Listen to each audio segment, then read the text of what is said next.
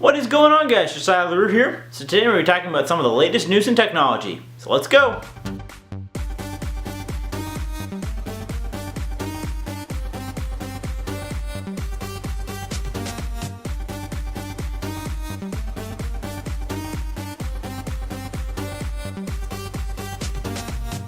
So yeah, today we're going to be talking about some of the latest news in technology, including net neutrality, the Pebble smartwatch, the Apple Watch, and free Office 365. So let's go!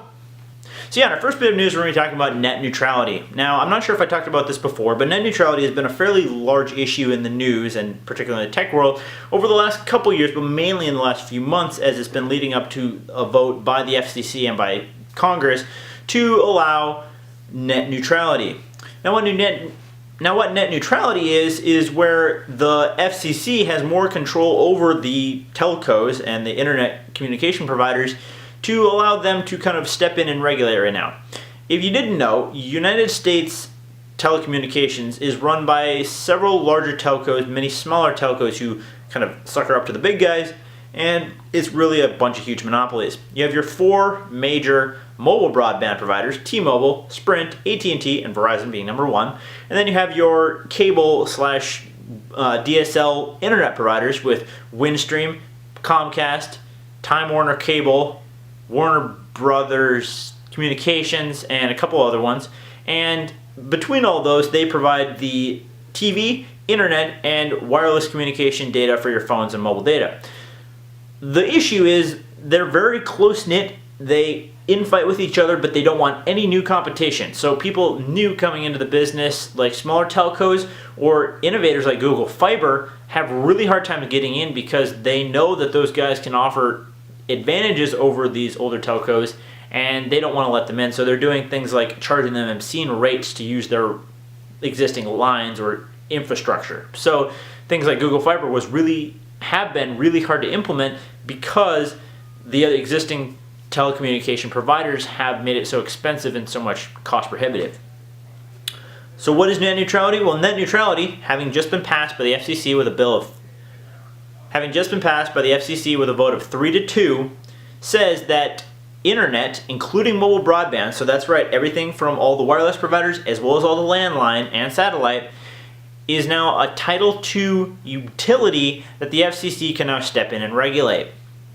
Now, is this good or is this bad? I think it's both. It's good in that the FCC can step in and say, yo, you can let Google Fiber in. You don't get to charge them an extreme amount more than you would charge anybody else. You have to give them the cost to rent your equipment at the same cost, so you can let them in at that price. Or, you know, you're not going to charge an obscene amount to your customers after they've used a certain amount of mobile data or whatever. So it allows a little bit more government regulation. On the other hand, it's government regulation. Government, particularly our United States government, has never been efficient, fair really to anybody who can not buy them off, and then it gives the government more power over our telecommunication lines. I don't really like this because you let the wrong people into government and they're going to misuse the internet, and probably the biggest thing is internet suppression.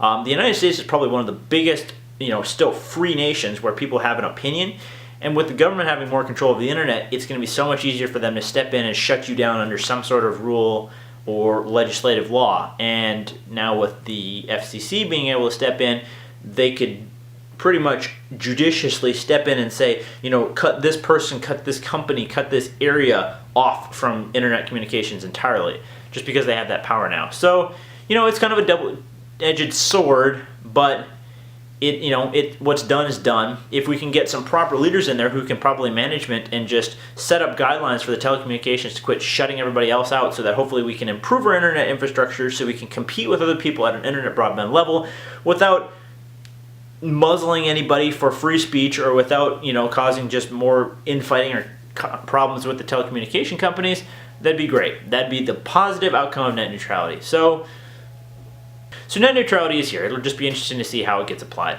Next up, we're going to be talking about Pebble smartwatch. Now, I've talked about the Pebble before, but Pebble is back with a brand new smartwatch called the Pebble Time. Now, what makes it special about this one? Well, instead of using black and white gray e-ink display, they're using a color e-ink display. So you actually have actual colors, but it's still using that e-ink, so it actually has a battery life of 7 to 8 days, depending on how much you're using it. Other cool things about it is that it actually has a microphone, so you can actually respond to your text messages or other notifications with corresponding plugins that Pebble is going to be creating, that you can actually just talk to your wrist and it'll respond. So pretty much Pebble is trying to jump on the Apple Watch or other, Android smartwatch wear at a very introductory level, and offering a very almost promising device. Pebble has been very successful for many people because you want a device that will show your notifications on a watch face type device and yet still have good battery life and other such things. And so far Pebble has delivered. So much so that when Pebble went to Kickstarter, that's right, they launched their product exclusively on Kickstarter to get more crowdfunding, just probably to gauge how many people would want a color e-ink display watch from Pebble. They smashed their previous record, which was one of the highest ever amounts raised on Kickstarter, in 2 days. Currently, as of filming this video, they've raised over $11,290,000, which is just ridiculous. And a lot of people are buying in right now, just signing up to get their colored e-ink Pebble Time watch right now. And if you're actually going to get one, now might not be a bad time. You can still save $20 to $30 over retail by getting in on this Kickstarter while there is still time. Links for the Kickstarter in the description down below. The Pebble Time, as you can see right here, looks about the same as the old one. You just have a color display. You have a button for the microphone. It has a microphone so you can talk to your wrist, and it uses most of the same apps as well as pretty much all the same watch faces as the old ones, but you can actually color them now, so it actually adds a little bit of pop and vibrance. And the exchange is for a 7-day battery life over the 8 to 9 to 10-day battery life that they were getting before. So yeah, overall pretty cool. It's not ever going to really compete with something like Android Wear or Apple Watch, but the Pebble has always been in a very distinct category, and it's now cool to see that you have an option between just black and white and color. So yeah, pretty cool Pebble. And now for a little bit of update on the Apple Watch. Now, as I've talked about before, the Apple Watch is a really cool device that I'm really looking forward to. As an Apple fan and someone who's been very invested in Apple technology, it'll be cool to see how Apple will integrate a smartwatch device in with their entire ecosystem. And from what they had demoed before, I think it's going to be really cool. The update to this is that Apple Watch event is March 9th. I am super hyped for this. They're going to be pretty much unveiling final specs, final pricing, final what this watch can do. They already said a lot in the last keynote, but there's still some things that people were really wondering about. I think they're going to give a little bit better of a full lineup of what all you can buy and mix and match or whatever, so that'll be cool to see. I'll most likely be pre-ordering one of these things, probably the lowest end model. And yeah, I'm pretty excited for Apple Watch, so stay tuned. In the next couple weeks I'm going to probably be putting out a video of what all went up with the live event, and you're going to see an unboxing of the Apple Watch coming soon, so stay tuned. And a little bit of Microsoft Office 365 news.